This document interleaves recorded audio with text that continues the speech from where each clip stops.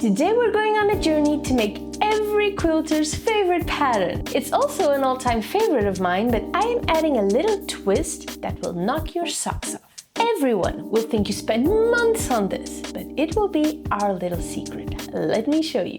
And this is one of my most favorite jelly rolls. It's from Tiny Spool and they are such a wonderful family company. I love their products and I could not believe I got my hands on this jelly roll. It sells out pretty quickly. Also, I'm just ready for fall. You know, the colors, the smells, the cooler weather. I cannot wait. First things first, I'm only using half the jelly rolls, so one of each fabric, 20 in total, and I want to divide these into two groups of 10. Also, I want to create similar fabric sequences as much as I can. I want the sequence to look the same once you see it as all part of the quilt.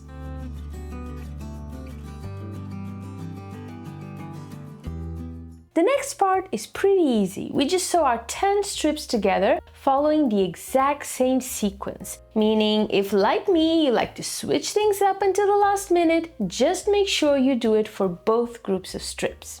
I am adding one strip at a time for recording purposes only, which means it just looks prettier. Efficiency is overrated anyway.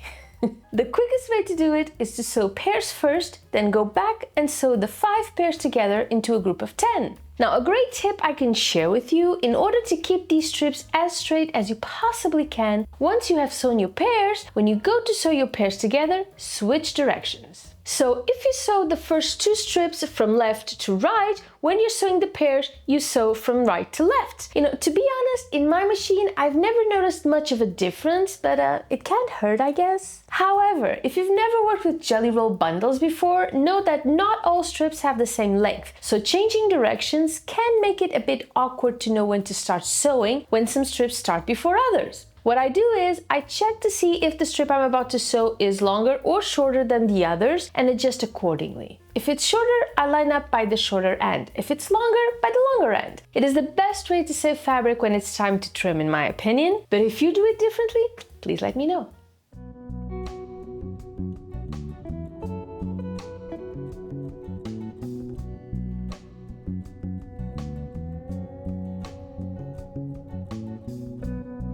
I am using my 1/4 inch presser foot with a guide, but you don't have to. As long as you use the same presser foot for all your strips, you're good. And this group is good for making 2 blocks, which for this quilt means 2 corners of our quilt, so 20 strips really is all we need.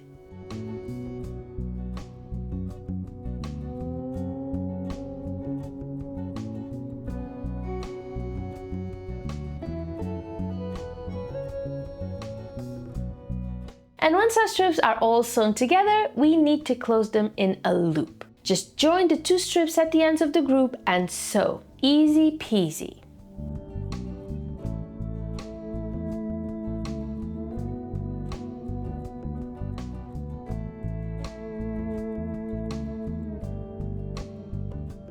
Once all the sewing is done, we need to press, and this is actually more important than you may think because we are about to do some tight cutting, so we need those seams to be nice and flat.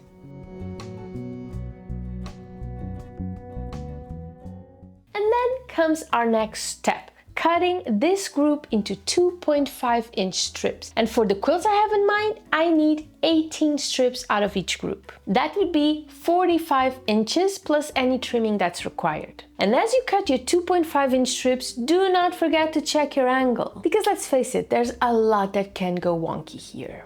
The seams will not be perfect, which means your strips won't be perfectly parallel. So by the time you're cutting into sewn strips, one 2.5 inch strip will be perfect, but the next may need some tweaking. And what I do for this is I choose one of the middle seams as a guide and I stick with it for all my cutting. That allows me to make sure that before I cut a new strip, I have straight squares instead of diamonds. Because it may not be very pronounced as you cut one strip, but if you keep cutting strips without checking your angle, it will become more pronounced. I'm only cutting 9 strips for my first block, and I am putting the 9th strip aside for later on.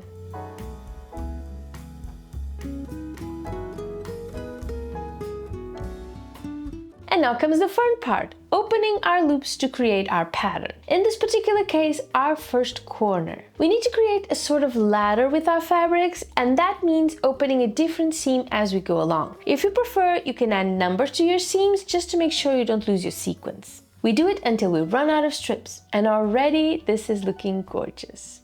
Time to sew our strips. And yes, I'm aware that this project involves a lot of seam nesting, and yes, it's boring, and yes, I try not to do it as much as I can, but for this project, trust me, it will be worth it by the time we see all those pretty squares all lined up.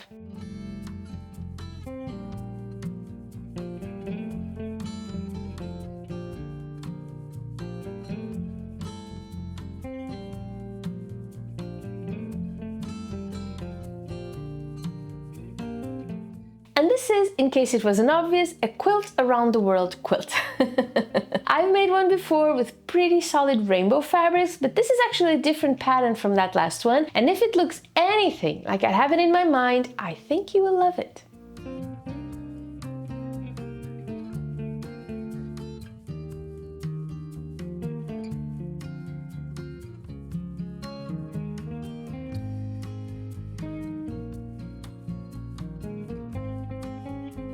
And after we've made our pattern, our quilt block puzzle if you will, and we have sewn the strips together in a ladder pattern, it is time to press the whole thing. This big block that will also be a corner for our quilt, and just look at how pretty this looks. And now that we have all our 4 corners ready to go, we can move on. There are a couple of variants I want to show you that make this block look more like a Bargello quilt in a trip around the world. And the main difference between the two is the Bargello cuts your strips in different widths, to create a sort of 3D effect. But for the trip around the world, you don't need that. They're all the same size. Also, we have 2 blocks of each, but we could have easily mixed fabrics from both fabric groups and made the 4 corners exactly alike. This would not have been hard to do at all, but I kind of like this mismatched look.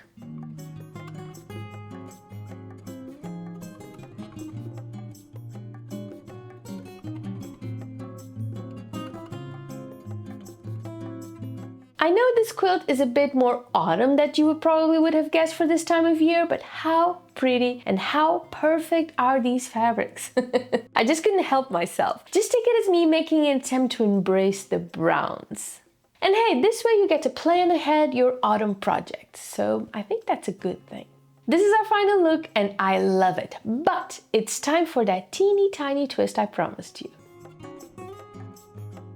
Because it's time to add those strips that I kept aside when I made the corners. 4 strips that will create a sort of plus that will join our corners perfectly. Plus a center, so a 2-inch square. White. You know me, there's always going to be white. Plus, I'm thinking my binding for this quilt should be white as well, so it will all come together by the time I'm done.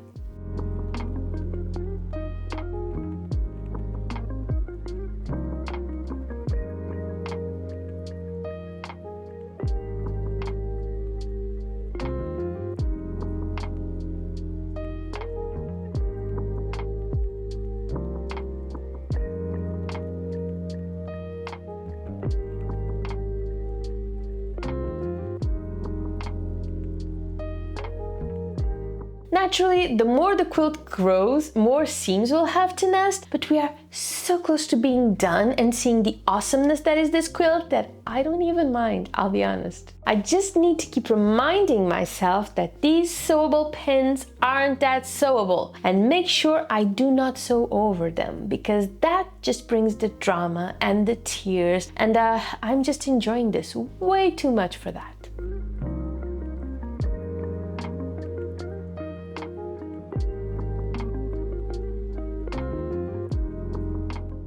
Now, like I said, I am using half a jelly roll, so 22.5 by 45-ish strips. But if you wanted to grow this quilt, it would be easy enough. You can just keep adding strips to your puzzle. If you add them in height, meaning instead of 10 strips, you're working with 20, you'll just get a taller quilt. So that's easy enough. But imagine you want to use 2 jelly roll bundles per corner. Well, that would mean that you would have to keep the sequence going with your new strips until you ran out of strips. Another great option for a really big quilt, like a king size, would be to recreate this exact pattern 4 times, like each quarter is a diamond. Now, that would look very, very stunning as well. What I mean to say here is you always have a ton of options. You can always do what you prefer. You don't have to do exactly what I do, because I love doing tiny quilts, and tiny quilts are what works for this channel, but you do not have to do that, okay?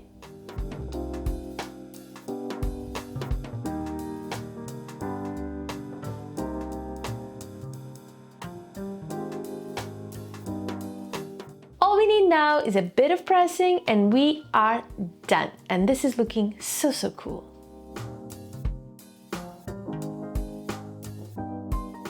And here we have it, our pretty trip around the world quilt made with my all-time favorite fabrics. How perfect does this look? Thank you for watching, happy quilting, and I will see you really, really soon. Bye bye!